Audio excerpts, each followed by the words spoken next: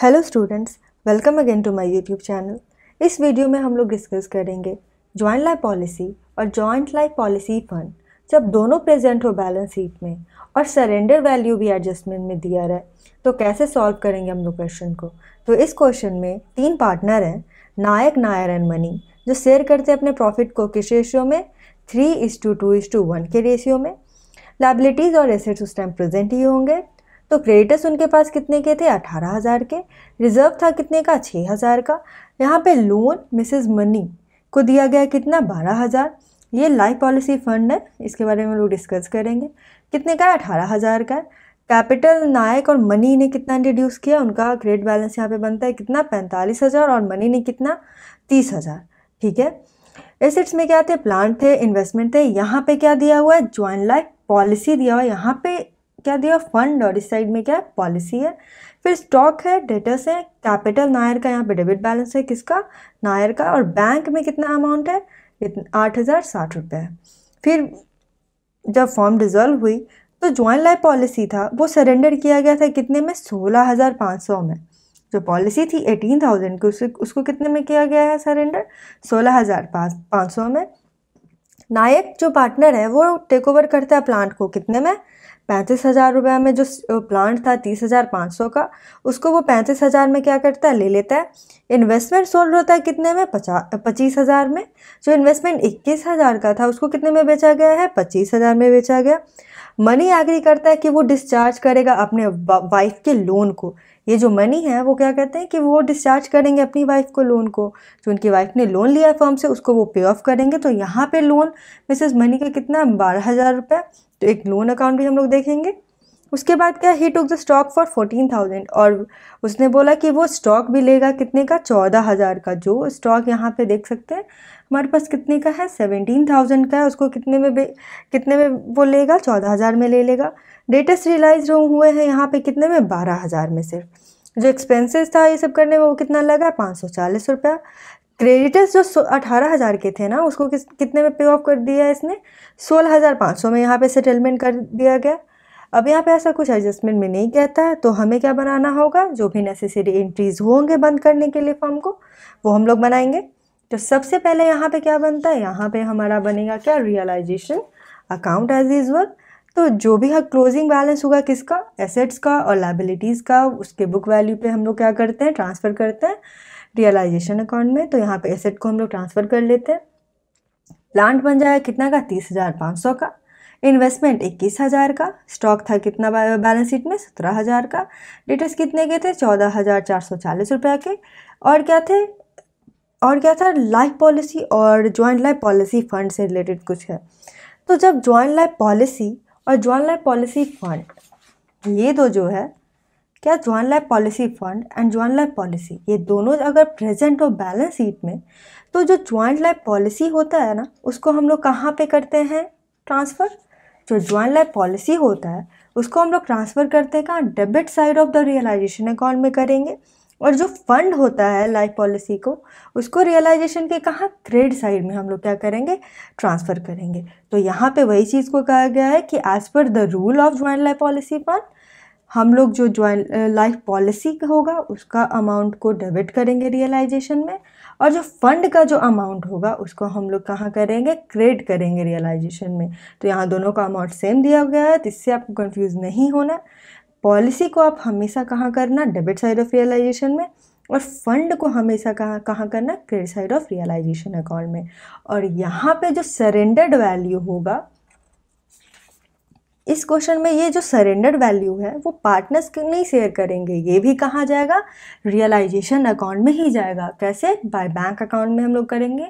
कहाँ रियलाइज हुआ है, कितना रियलाइज हुआ है, उतने अमाउंट को। तो यहाँ पे क्या हुआ, 16,500 में सरेंडर्ड हुआ है। मतलब कि जो पॉलिसी थी 18,000 का, वो मेच्योर होने से पहले डिसकंटिन्यू कर दी गई, इसीलिए जो सरेंडर वैल्यू उसके लिए रिसीव हुआ उसे हम लोग को क्या करना होता था, ट्रांसफ़र करना होगा यहाँ रियलाइजेशन में।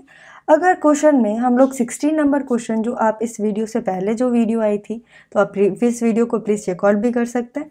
उसमें ना बैलेंस शीट में नहीं दिया गया था कोई भी पॉलिसी फंड या तो कोई भी लाइफ पॉलिसी, वो एडजस्टमेंट में दिया गया था कि जो जॉइंट लाइफ पॉलिसी इतने रुपीज़ की थी, वो सरेंडर वैल्यू में इतना, मतलब प्रीवियस क्वेश्चन में था कि 2 लाख का अगर जॉइंट लाइफ पॉलिसी था तो उसको बेचा गया था कितने में, 90,000 में बेचा गया था। तो जब ऐसा रहे तो जो 90,000 रुपीज़ जो सरेंडर्ड वैल्यू होगा वो रियलाइजेशन में ना जाके सभी पार्टनर्स अपने प्रॉफिट शेयरिंग रेशियो में क्या कर लेंगे, डिस्ट्रीब्यूट कर लेंगे। तो वो अमाउंट को हमें कहाँ भेजना पड़ा, पार्टनर्स के कैपिटल अकाउंट में। कब, जब कोई भी जॉइंट लाइफ पॉलिसी और joint life policy fund balance sheet में प्रेजेंट नहीं थी, तब सिर्फ एडजस्टमेंट में था, इसलिए वो पार्टनर्स के कैपिटल अकाउंट में गया। लेकिन यहाँ पे तो है बैलेंस शीट में प्रेजेंट और सरेंडर्ड वैल्यू भी मिला, तो इसे हमें क्या करना होगा, इसे हमें रियलाइजेशन अकाउंट में ही सबको सेटल करना है।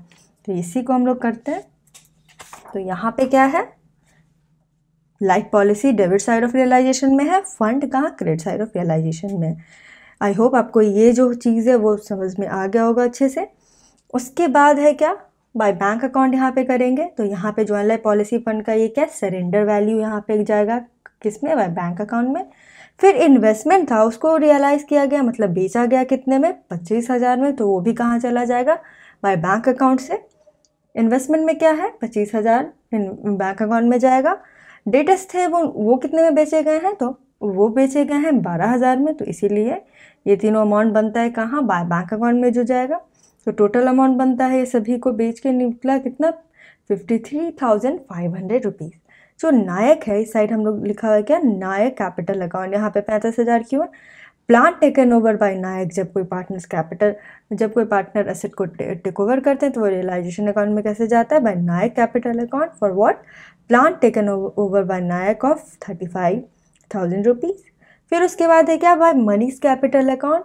यहाँ पे स्टॉक, मनी ने स्टॉक लिया था 14,000 का, तो इसीलिए वो क्रेडिट साइड ऑफ रियलाइजेशन में किस तरह है, बाय मनीज कैपिटल अकाउंट। ये हो गया इस साइड कंप्लीट। इसके बाद इस साइड के कुछ हम लोग एडजस्टमेंट को देखते हैं। तो यहाँ पे है क्या, to Mister Money capital account. क्यों, क्योंकि पेड वाइफ्स लोन, मनी ने अपना क्या रिस्पॉन्सिबिलिटी उसने ली थी कि वो डिस्चार्ज करेगा अपने वाइफ्स के लोन को। तो उनके वाइफ का लोन कितना था, 12,000 था, इसीलिए यहाँ पे क्या है, to Mister Money capital account हम लोग क्या कर देंगे, ट्रांसफ़र 12,000। उसके बाद जो क्रेडिटर्स थे 18,000 का, उसका सेटलमेंट हुआ था कितने में, 16,500 में। तो हम लोग टू बैंक अकाउंट कर देंगे क्या, क्रेडिटर्स 16,500 का। टू बैंक अकाउंट यहाँ पे क्या है, एक्सपेंसेस, रियलाइजेशन का एक्सपेंसेस तो होता ही है, तो उसके लिए क्या हम लोग करते हैं, टू बैंक अकाउंट एक्सपेंसेस कितना का, 540 रुपया का हो गया। यहाँ पे इस रियलाइजेशन अकाउंट में हम लोग देखते हैं कि फर्म को क्या हुआ है, प्रॉफिट हुआ है। क्यों, क्योंकि यहाँ पे क्रेडिट साइड क्या है, ज़्यादा है और डेबिट कम है। दैट मीन्स फर्म क्या रिसीव करती है, रियलाइजेशन पे प्रॉफिट। जो प्रॉफिट ऑब्वियसली होगा उसे कहाँ ट्रांसफ़र करना होगा, सभी पार्टनर्स के कैपिटल अकाउंट में। किस रेशियो में, उनके प्रॉफिट शेयरिंग रेशियो में। तो यहाँ पे ये रेशियो क्या है, 3:2:1 है। तो ये अगर आप ये सभी में से आप माइनस करेंगे डेबिट साइड को, तो आपको यहाँ पे प्रॉफिट रिसीव होगा कितना का, 20,520 रुपया का। तो उसको आप 3:2:1 के रेशियो में डिस्ट्रीब्यूट कर देना। तो नायक को जाता है कितना, 10,260, नायर को जाता है 6,840 रुपया और मनी को जाता है 3,420। तो ये था हमारा क्या, रियलाइजेशन अकाउंट। और यहाँ रियलाइजेशन अकाउंट पे क्या रिसीव होता है, प्रॉफिट। तो इस प्रॉफिट को हम लोग पार्टनर्स कैपिटल अकाउंट में लेके चलेंगे। तो यहाँ पे हम लोग बनाते हैं क्या, पार्टनर्स का कैपिटल अकाउंट। सबसे पहले देखते हैं भाई बैलेंस बीडी यहाँ पे है। तो बैलेंस शीट में दिया गया था कि नायक और मनी का बैलेंस बाय बैलेंस बीडी यहाँ होगा, क्योंकि उनका क्रेडिट बैलेंस है कितने का, नायर का 45,000 का और मनी का 30,000 का। जो नायर है उनका बैलेंस क्या, डेबिट बैलेंस है, इसीलिए डेबिट साइड में जाएगा। टू बैलेंस बीडी नायर का कितना है, 20,000 रुपया। ठीक है। फिर क्वेश्चन में रिजर्व था, अगर आप फिर से क्वेश्चन देखें यहाँ पे, उसमें रिजर्व है कितने का, 6,000 का। तो इसे भी हम लोग 3:2:1 के रेशियो में तीनों पार्टनर को क्या करेंगे, ट्रांसफ़र करेंगे। क्योंकि रिजर्व जो होता है वो रियलाइजेशन में नहीं जाता है, पार्टनर्स के कैपिटल अकाउंट में जाता है और सभी पार्टनर्स में उनके प्रॉफिट शेयरिंग रेशियो में क्या होता है, डिस्ट्रीब्यूट हो जाता है। तो इस 6,000 को आप डिस्ट्रीब्यूट कर देना 3:2:1 के रेशियो में। तो यहाँ क्या आ जाएगा, बाय जनरल रिजर्व 3,000 नायर को 2,000 और मनी को कितना, 1,000 रुपया। फिर रियलाइजेशन में क्या हुआ है, प्रॉफिट हुआ है, तो प्रॉफिट को भी हम लोग ट्रांसफ़र कर देंगे उनके क्रेडिट साइड में। तो बाय रियलाइजेशन अकाउंट क्या आ जाएगा, प्रॉफिट रिसीव हुआ है कितने का, नायक को 10,260, नायर को 6,840 और मनी को कितना, 3,420 रुपया। उसके बाद अब देखेंगे तो बाय रियलाइजेशन अकाउंट में क्या है कि to Mister Money capital account में जाता है क्या, बाय रियलाइजेशन की कि उन्होंने अपने वाइफ के लोन को डिस्चार्ज किया है, तो 12,000 यहाँ पे, इसीलिए यहाँ पे हम लोग क्रेडिट किया। उसके बाद आता है यहाँ पे क्या है, टू रियलाइजेशन अकाउंट। क्यों? क्योंकि नायक और मनी ये दोनों ने कुछ एसेट्स को टुक ओवर किया। तो नायक ने कितना 35,000 में किसको टुक ओवर किया, प्लांट को, इसीलिए यहाँ पे आ गया क्या 35,000।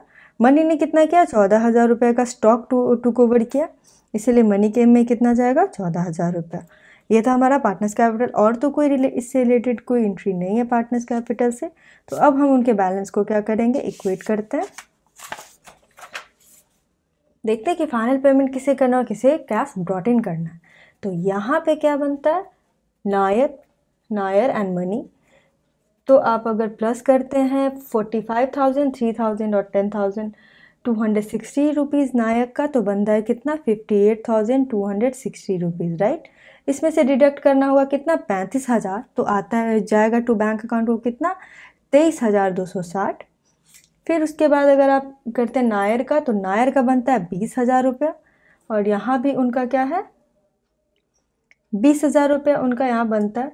और बाकी उनको कैश ब्रॉट इन करना होगा। यहाँ पे फाइनल पेमेंट में क्या बनता है कि नायर को कैश ब्रॉट इन करना होगा कितना का 11,160 रुपया का।